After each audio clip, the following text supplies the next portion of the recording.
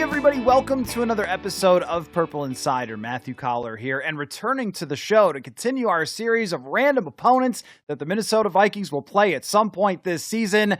Daniel Popper of The Athletic covers the Los Angeles Chargers. Welcome back to the show, Daniel. How are you? Doing great. Thanks for having me. I got a random question for you to start the show. So go back to 2022. There was a particular head coaching candidate that the Vikings looked at, and they flew him in. They had a meeting with him, and they decided, it's just not for us. We're going to instead go with the hot young offensive candidate, Kevin O'Connell, and not the old school grind out victory through running and defense, Jim Harbaugh. What do you think would have happened had the Minnesota Vikings done it differently and hired Jim Harbaugh now that you've had a year of covering him back in the National Football League? Yeah, it's an interesting question because I do wonder how much he changed after he won the national title and like what kind of monkey that was off his back when he had to be, he's obviously little brother to John, but he was really playing little brother to John, who's obviously won a Super Bowl, achieved the highest things you can in the game. And I feel like he did, like, obviously he still wants to win a Super Bowl. Like that's like the one thing that he doesn't have in his football life. But I do think there was a certain like sigh of relief when he got a national championship and he could sit at the table with his brother and his dad and be like, yeah, I got one too. So, I wonder how much he's changed since then, because obviously all the stuff came out afterward about the interview with Harbaugh, and you hear about that stuff, obviously just being around him. I don't know how much a guy that's over 60 can mature in a couple of years, but you wonder how much that sort of impacted, his interview process with the Chargers and how he approached that differently. And maybe, toning down some of, some certain aspects of his personality when he's in front of ownership and things like that. So I do believe wherever he goes, he's going to win. So obviously the Vikings made the right choice. I don't think there's any question about that, but I think he would have come in and he would have been Jim Harbaugh, and he is, authentically himself. Like he is the same guy every single day. And I think the interesting part about it for me was like, you first meet the dude and you're like covering him for the first time and you hear all of this stuff, obviously, like just everyone's reaching out to you because he's been around football for so long that everyone has some kind of connection to Jim Harbaugh. And you start, talking to him and, going to press conferences and seeing him on the field. And it's like, it feels a little corny, like he's flipping sleds with the players and like different stuff like that. And you're like, is this real? But then you're around him for 8 months and he's doing the same stuff every single day. And like, and you talk to players in the locker room when I was sort of putting together a culture story, and they're like, yeah, we had the same sort of take on it, where early on you're sort of like, man, this is like a little bit corny, but like when he's doing it every single day and he's the same exact person, at a certain point in the process, you realize that it's just him. And it turns from corniness to just pure authenticity. And I think that's why he connects with players. So I think he would have won there 100%. It would have been a little bit different than how Kevin O'Connell goes about it. But, Jim Harbaugh is different than anybody else, and that's just the reality. Well, I think where they're very different is really in philosophy, but offensively more than it would be who they are, which is odd to say because they are so different in their actual age. But what I see from both of those guys is so much energy all the time, so much enthusiasm all the time. It seems like players enjoy playing for both of these head coaches, and that is a major accomplishment in the first place. If you can get guys to enjoy coming to work every single day in the NFL when it's so stressful and it's so difficult, and you have someone that's an Energizer bunny who's beating the drum for 17 straight weeks to keep everybody trying to keep up with their energy, I think there is something to that permeates an entire organization, because you never feel like you can knock Jim Harbaugh down. And the same thing goes with O'Connell, where it's been up and down at times, especially when Kirk Cousins got hurt, but the energy, the positivity, it just seems to continue on and on and on. I think that is similar. But what I wonder about is how it would have impacted potentially the Kirk Cousins decision, because the Vikings, they would have taken over 2022. They switched immediately to Kirk is the guy. He is throwing 700 passes that year out of the shotgun every play. Couldn't be more different than Jim Harbaugh protecting his quarterbacks throughout his history, whether it's Alex Smith, Colin Kaepernick, or now with Justin Herbert. and they ran the football first. This is why you draft Omarion Hampton in the first round, and the Vikings still draft a receiver despite the fact that they have Justin Jefferson and Jordan Addison. So I think there are some fascinating differences of what it would have looked like philosophically, and I'm curious what you think of the offensive philosophy, because it does go a little bit counter to what most offenses are still doing, which is leading with the pass first. Yeah, it's interesting because it was tough to really get a pulse on what exactly they wanted to be last year, because they talked a lot about building a running game, but they also talked about, well, look at the quarterback and look at what he's capable of doing. And I think, Justin Herbert got injured during training camp, and he missed 3 weeks of training camp with a plantar fascia injury. And then in week 2, he had a high ankle sprain against Carolina. And so when they were really putting this thing together and trying to get it to coalesce and trying to figure out what their strengths were, he wasn't on the field. And for the first half of the regular season, he was really limping around on this high ankle sprain. It wasn't really even close to like healthy until, post bye week 6, basically week 7.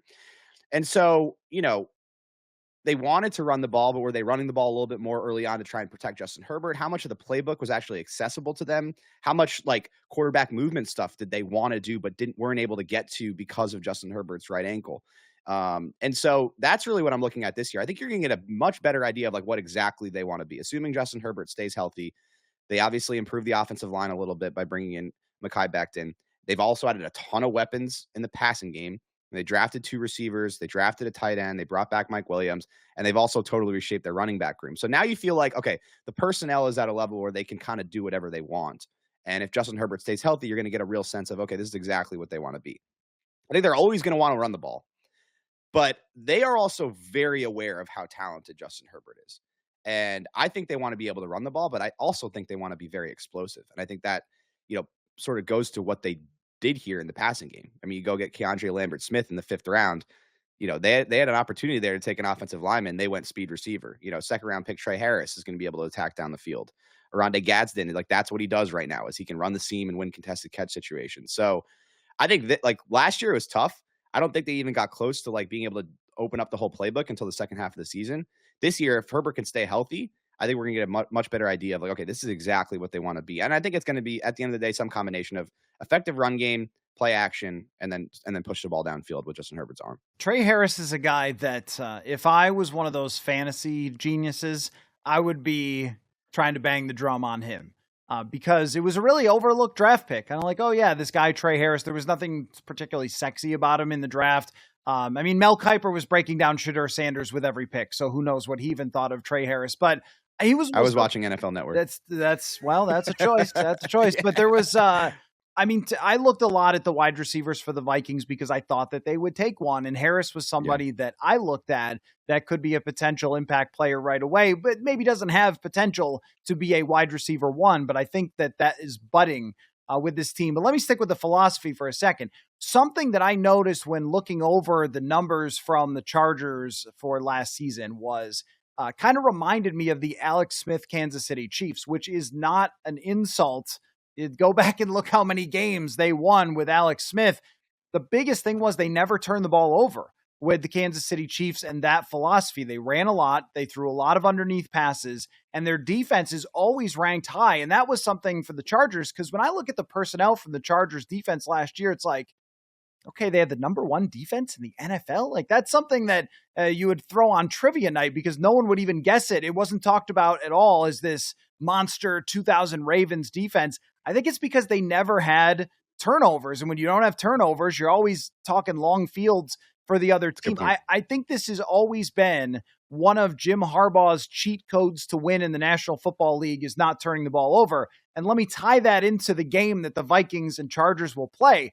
It's a Thursday night football game with no real preparation that they get to do. And I think that those turn into kind of mess fests with turnovers and things like that sometimes. The way they play is an advantage over the Vikings, I think, just purely on style from controlling the ball and not turning it over. Look, guys, I am just about at the age where I'm starting to notice that hairline fading a little bit. So if you're struggling with the same problem, allow me to make a suggestion. Give Hims a try.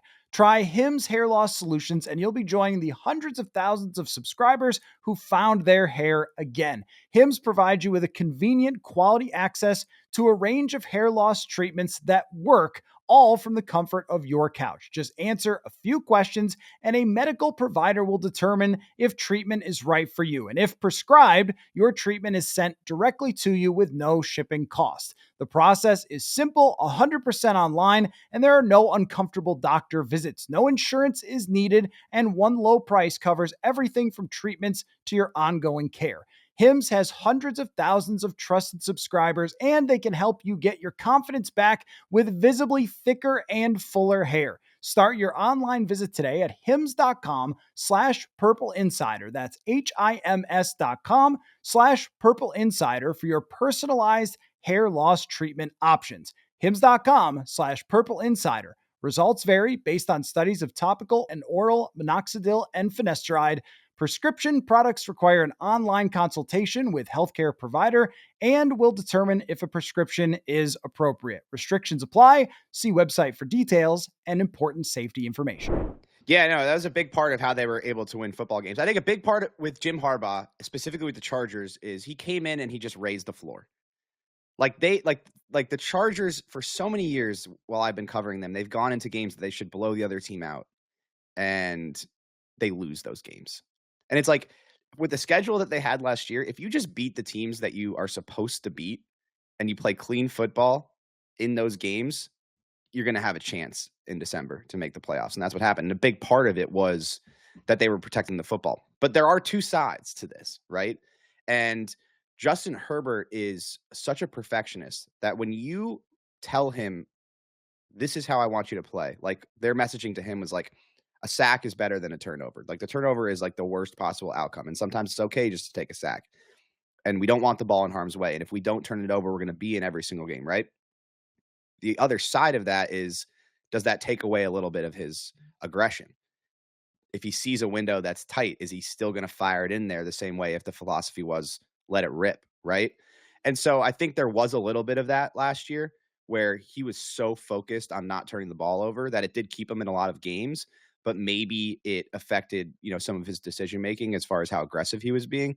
So I think you're always trying to strike that balance, and message it in a way where like, yeah, turnovers are really bad, but don't take out, his aggressiveness as a quarterback. And I think striking that balance is going to be really important to him sort of taking that next step in the Harbaugh, Greg Roman environment. Well, let's talk about Justin Herbert a little bit, because I was having some recollections as I was watching the reaction to the playoff loss of the time here with Kirk Cousins, where when the playoff loss happens, there's a lot of nuance to what happened, why it happened, who you were playing, what the circumstances were, what the makeup of the team is, et cetera, but not on television, Daniel. On television, Justin Herbert is a freaking bum because he lost a playoff game. And, truly, he should just quit. He should just retire and never, ever try to pick up a football ever again. I mean, some of the stuff, the way that a lot of these people do their jobs is just, pathetic and shameful when it comes to analyzing quarterbacks. And I think that there's a lot of that with Justin Herbert. I also think that there's sort of like truth or shades of truth within the blazing hot takes that are meant to go viral and everything else. So where is the shades of truth and where is the stuff with Justin Herbert where you go, I mean, come on? I think some of it was fair. Like, I think that was the worst game I've ever seen him play. And it was in a big moment, and he made some bad decisions, and he threw a ton of picks. And really what was befuddling is he didn't take off and run when he had opportunities, and he's getting paid a lot of money. And at a certain point, like you graduate from young developing player to, okay, now it's time to be a franchise quarterback. And when you have these types of games where you're in the playoffs, like you got to show up. That's a big part of it. And he didn't really in that game. And now he's been to the playoffs twice, and both games were, relatively embarrassing, right? You had the 27-0 loss, and a lot of that was obviously on the defense, and they couldn't run the ball. But he missed the touchdown pass to Keenan Allen in that game that would have, stretched the lead to, I think it was 34-0 or 34-7 at that point. They were up 27-0. He had a shot there, and he missed the throw, and then you go to the Texans game and obviously throws 4 interceptions there. Now, the nuance is they couldn't protect. I mean, that genuinely was one of the most dominant showings I've ever seen from a defensive line. I've been covering the league for 9 years at this point. It was like they had no shot. And my biggest takeaway from that game was like, yeah, absolutely, Justin Herbert has to play better in these big moments, but you also have to protect for him. And they just had really no chance on the interior. And on top of that, Joe Alt and Rashawn Slater played their worst games of the season at the same time. So you had your two real, like, actual reliable pieces playing poorly, and then the interior, which struggled all season, was very poor. And so, you expect a guy getting paid like Justin Herbert with his talent to be able to overcome it. And that was a big part of the nuance I was trying to find in it was, yeah, the protection was bad. And yeah, that was a big part of why they lost. But in week 16, he faced more pressure against the Broncos and played maybe the best game I've ever seen him play, where he was running and escaping the pocket and making ridiculous off-script throws. Like, it's in there. And that's, the blessing and the curse of being the level of player that he is you've shown it. Once you show it, that becomes the expectation. And so I think that was sort of my take from the Texans game is like, I know it's in there. And because I know it's in there, I'm gonna criticize you a little bit for not reaching that level in the biggest game of the season. One thing that's so hard about pressure is that it's really inconsistent from week to week how anybody deals with it. Just a good example of that is that Sam Darnold had the third highest quarterback rating when pressured in the regular season. I think we know what happened to that in the playoffs. And it was interesting to see last year in the playoffs. I'm sure it's like this throughout NFL history, but it really popped last year that any quarterback who got pressured lost the game in really bad fashion, including Patrick Mahomes, Herbert, Sam Darnold, CJ Stroud, like all these really good quarterbacks melted down under pressure, which could have been a coincidence, or it could be that that's the league even more and more and more on defense because it's so hard to cover wide receivers. If quarterbacks are getting the ball out, then they're going to be pretty good. But if they start to get pressured, there's not a whole lot you can really do about it at this point, especially with everybody playing zone. It like they purposefully have these zones behind the pressure, and it's much harder. It takes much more patience in the pocket, or as you brought up, the ability to run away from the pressure, which we see has to be the answer for a lot of these quarterbacks. And that's where I think of Justin Herbert. The other day, somebody on the show asked the question of like, is JJ McCarthy going to be like a Karl Anthony Towns where he's really good, but there are some limitations? And I think of that with somebody like Justin Herbert, with great basketball players can just make something happen off the dribble anytime, anywhere, anyhow. That's Jordan, that's Kobe, that's Anthony Edwards. I don't know if Justin Herbert is that. So what is the answer? Because that doesn't mean you have to lose, right? That we've seen pocket quarterbacks going in and to winning in the playoffs and going to the Super Bowl. So what is the answer around Justin Herbert to get him to the level he needs to be for them to compete for a Super Bowl? Yeah. So I think first and foremost is shoring up the interior. I don't know if they've done enough. They signed Mekhi Becton in free agency, and if he stays in the field, he'll be an upgrade at right guard. But right now, they're kind of going to run it back at center and left guard. They're going to move Zion Johnson to center and try him out there. Left guard will be Bradley Bozeman, at least right now, and he was a starting left guard or center last season, I should say. So it starts there. Got to be able to protect. But I think the other part of it is giving him weapons, and they just didn't have anything last year. I mean, it was Ladd McConkey and nobody else. And in that Texans game, Ladd McConkey was getting triple covered, and he still had 197 yards. Like, he's unbelievable. But a big issue for them last year is you had one guy that could beat man coverage. He was playing in the slot, and Ladd McConkey, and you had nothing on the outside that could threaten defenses at any level of the field, particularly down the field. And so, what they've done this offseason is they've made sure that they have better top-level talent on the outside. They have contingency plans on the outside. They have a tight end in Rondé Gadsden who they drafted who can stretch the seam. And so, giving Herbert more options, so it's not just the Ladd McConkey show. So he has more options. And when you do have outside receivers that are threatening defenses vertically, that's obviously going to create more space in the middle of the field for Ladd McConkey to operate. When you're stretching the seam, you're going to give more room for Ladd McConkey to operate. So I think those are the two things, like in terms of like the infrastructure around him. And I think they've done I think they did a good job with the pass catchers. I don't think they did quite enough on the interior, but their hope is that Mekhi Becton is going to elevate that as a whole. And then as far as Justin Herbert, he's got to show up in big games. Like, when you get to the playoffs, you got to show up. And I think that Texans game really showed me that he's got to be willing to use his legs. And it's not necessarily that he has to produce. It's not like he has to be a 500-yard rusher. But you think about Patrick Mahomes. When everything breaks down and it's 3rd and 12 in a big moment, he is a threat to take off. And if you play man coverage and you're not spying him, Or if that spy doesn't get the job done, he's going to run for 15 yards and get a first down. He's done it a million times against the Chargers. So I think making that a consistent threat in his game, opens things up and gives him another, option if the protection is breaking down, if things around him aren't perfect. So I think it's infrastructure, but it's also at a certain point, you're being paid like a franchise quarterback and you have to step up in big moments. It just is what it is. Yeah, the thing with playmaking is I feel like it's either in you or it's not. Like, you're not a guy who just decides, you know what, this year I'm going to do it. Like, we went through this with Kirk at times where Fran Tarkenton, who's still around the team, he talked to Kirk Cousins one time. Fran is the all-time scrambling quarterback, right? And he talked to Kirk about like, hey, take off and run. And Kirk was slow, but he was fast enough to get 8 yards or something on a 3rd and 5. And defenses would just say, go ahead. We're not going to pay any attention to that at all. It was just never in there. Like, he didn't think of it in the moment. We're just like, we were video game players going, dude, just run. What are you doing? But I think when you're the real person out there with the football in your hands, some guys are programmed to, when things go wrong, it's check down. And some guys are programmed to, when things go wrong, I run. And I actually don't know what JJ McCarthy is going to be in this regard. We're going to find that out. But I think Herbert and Kirk are more in that, like, I'm going to have to check it down, which I think doesn't ruin your chances to win. It just has to be a little bit different. And I was going to ask you if you believe in stuff like guys who can't win in the playoffs, chokers, because my thing is with playoff history, you can re-engineer it later after you have all the results and be like, oh, this guy was obviously a choker. He didn't play well in the playoffs. But there are so many examples of quarterbacks who we declare can't play well in the playoffs, and then all of a sudden they do, and you're like, oh, I guess they did. It's like you can't until you can.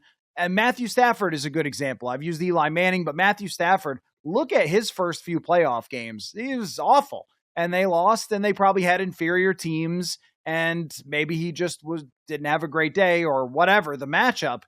But that happened. Also, the fact that you had to go to Houston, even though the Chargers had more wins. This has been a drum I've been banging this week as the NFL slightly considered the correct way to set up the playoffs.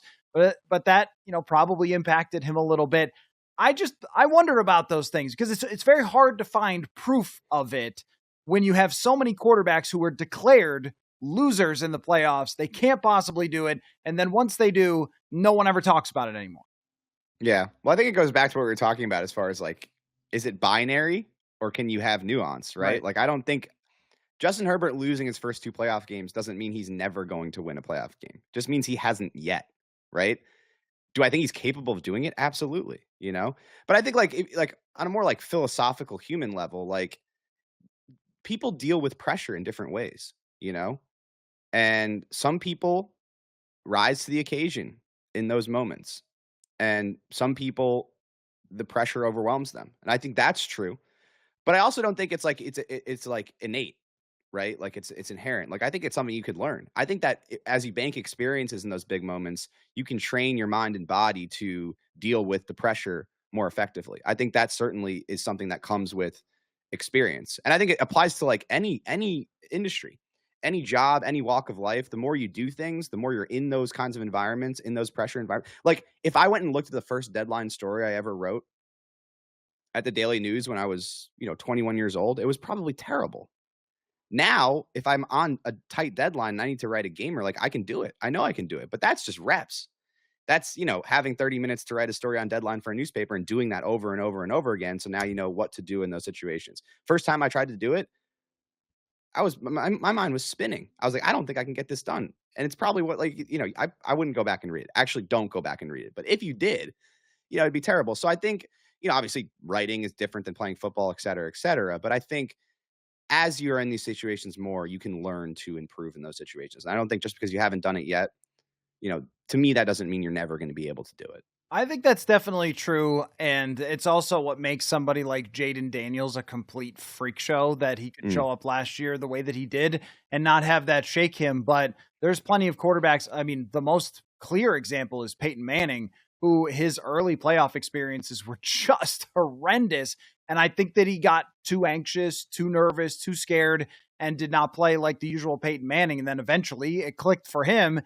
But through a good portion of the time where I was in high school, I guess, Peyton Manning was just a big old choker who could only do it in the regular season. Then once he wins a Super Bowl, no one ever talks about it again.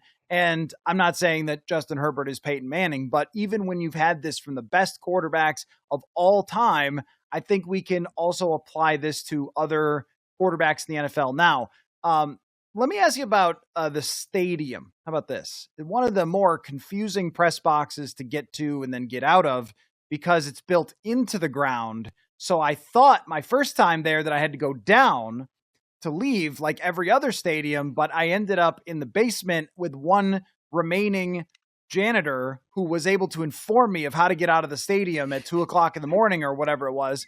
That's not really what I wanted to ask about, but that was a very terrifying experience. The fans, I feel like they're coming around to the Chargers. Is that true? Yeah. I mean, it's tough because you move to a new city. There's not really a built-in fan base here, which is, different than the Rams, who were here for a long, long time before they moved to St. Louis and came back. And some people did remain fans. You're moving to a city that is kind of a big brother to the city you were playing in before. And so it was always going to be a process as far as building the fan base and getting butts in seats.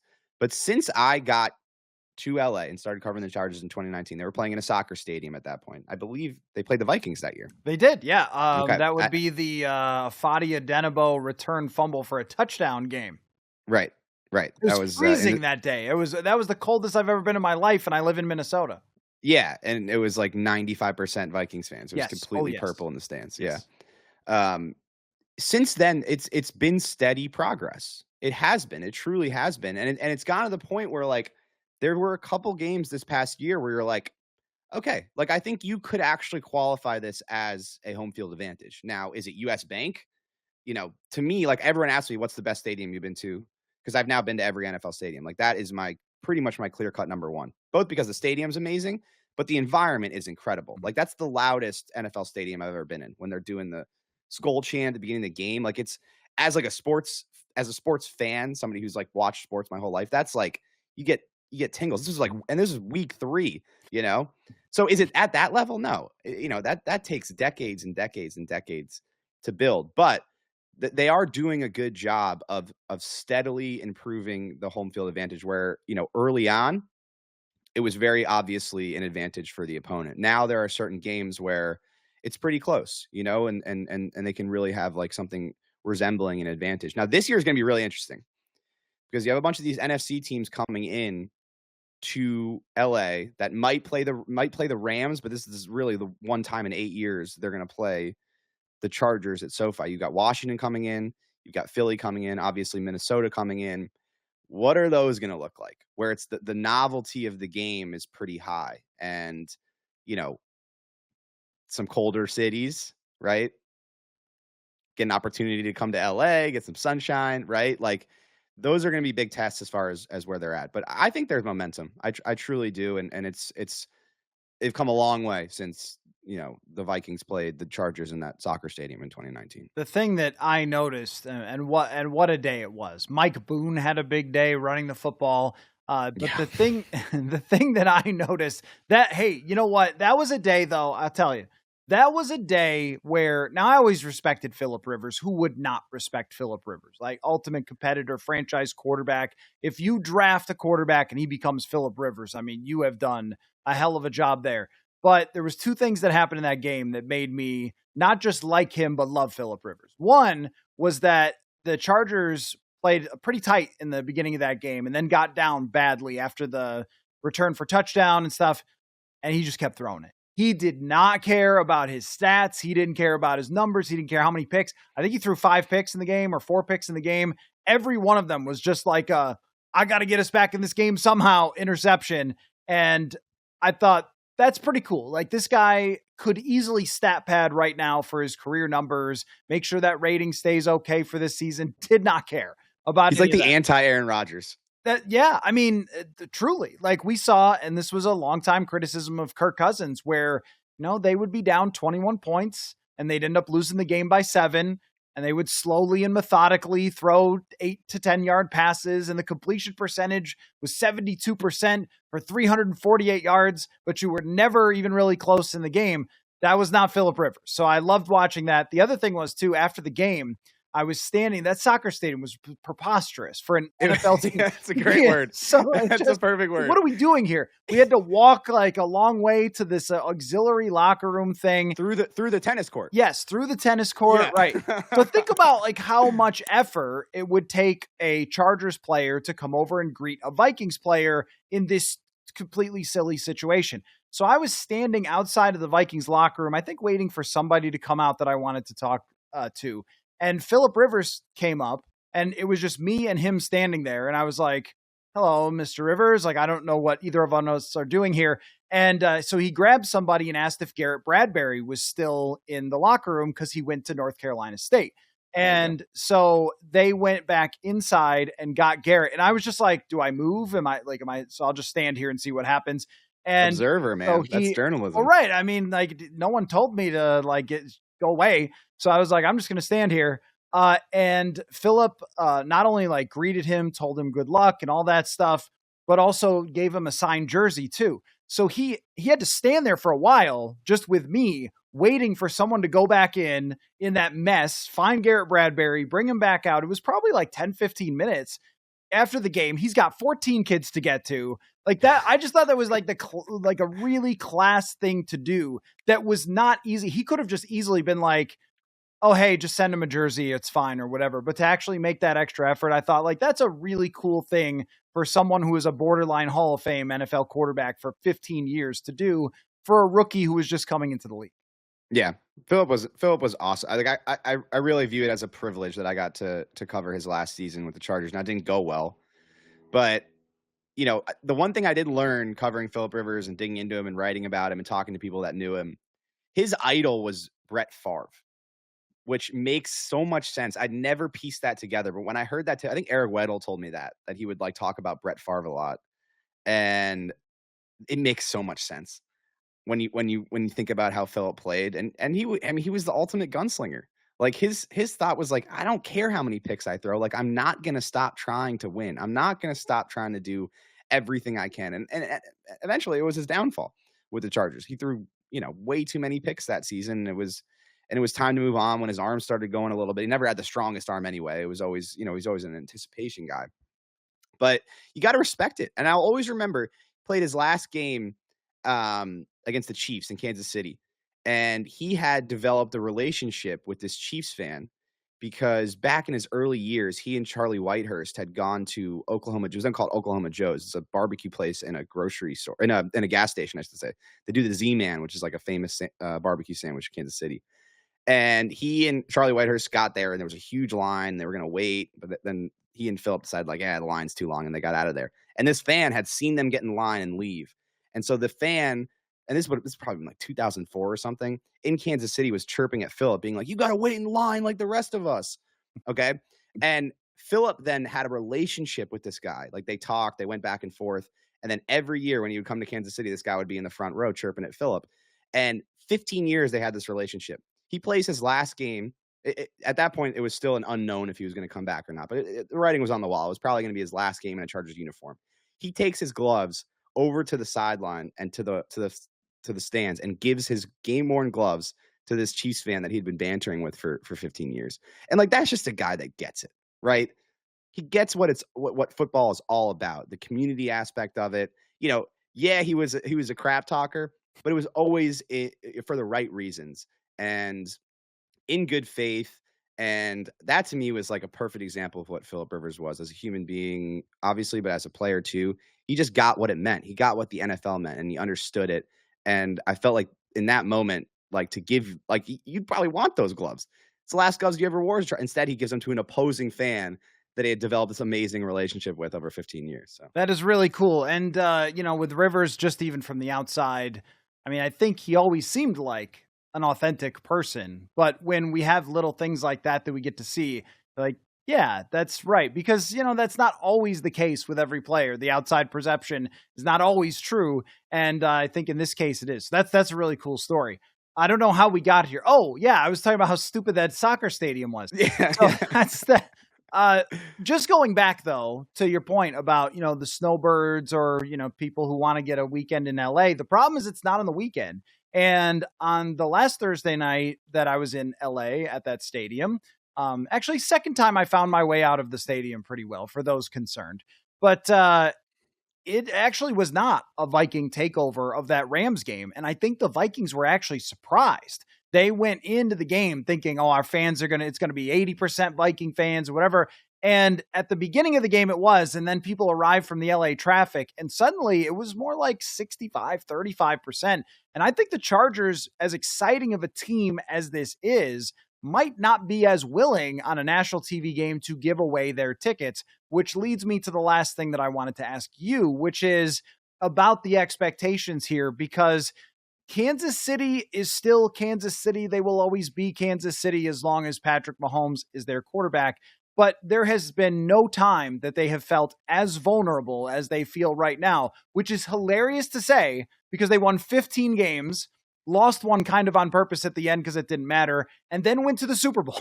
And yet that is still how I feel about the Kansas City Chiefs. It's a little bit Golden State Warriors-ish where the guy is still the guy, but everything around him is pretty rickety. Do the Chargers feel like they can overtake Kansas City this year? I mean, it's possible, right? Like anything's possible. I did my record prediction and schedule release stuff, and I'm like, Chiefs have won 9 straight division titles. 9. And until they lose a division, I will be picking them to finish first. I'm not going to be that idiot. I did it one year and I was like, never again. Now, when it comes to Chargers against Chiefs have won 7 straight against the Chargers. And what it comes down to is one thing. You got to make plays in crunch time. And the quarterback that the Chiefs have, he does it every time. I mean, every time there's a play to be made in a big moment, he makes it. And so if the Chargers do want to get over that hump and win a game against the Chiefs, they're going to have to find a way to make a play late. And it happened in both the games last year. I mean, it was 10-10, early fourth quarter. They had a 4th and 1 from the 3-yard line, and they get beat by Chris Jones. And Herbert gets pressured, throws it away. There's a hold on the guy, on Sam Mustipher, who Chris Jones beat. And then Mahomes makes a play on a fourth quarter drive, hitting Noah Gray over the middle with some insane acrobatic off-platform throw. And that was it. They won 17-10. Second game of the season, Chiefs driving down, Chargers on a 3rd down. Deion Henley, their linebacker, has a chance to sack Mahomes, misses the tackle. He hits Kelsey, and then they doink the field goal in, right? So it feels like this version of the Chiefs is doing a lot of that, right? It was a lot of like 1-score games and Houdini acts and stuff like that. But some of it's skill. Some of it is the fact that this guy they have at quarterback is like the best guy in the league right now at making those plays in important moments. And if the Chargers want to get over the hump against the Chiefs, it's going to come down to in the matchups.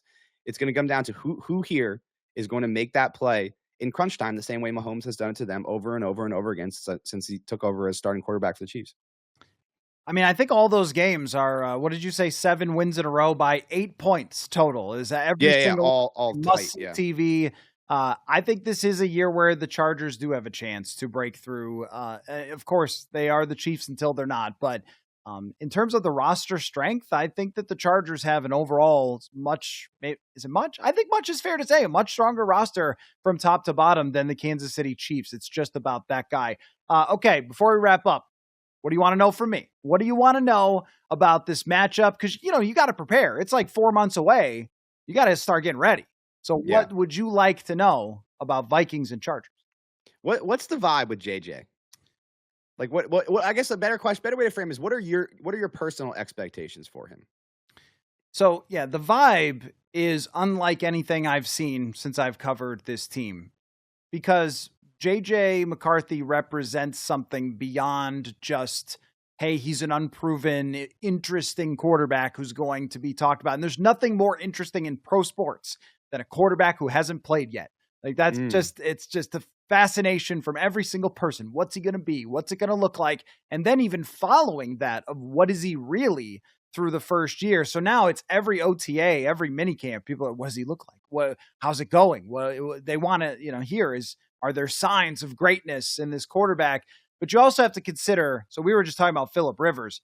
This franchise's Phillip Rivers played in the 60s and 70s in Fran Tarkenton. Since then, they have not had that. They've had little spurts little bursts, Tommy Kramer, Dante Culpepper, Teddy Bridgewater for a minute, where the fan base could say, we found our guy. I mean, yeah, the Chargers, like Dan Fouts, and then not that long later, if you're like an older Chargers fan, you've had great quarterback play your whole life.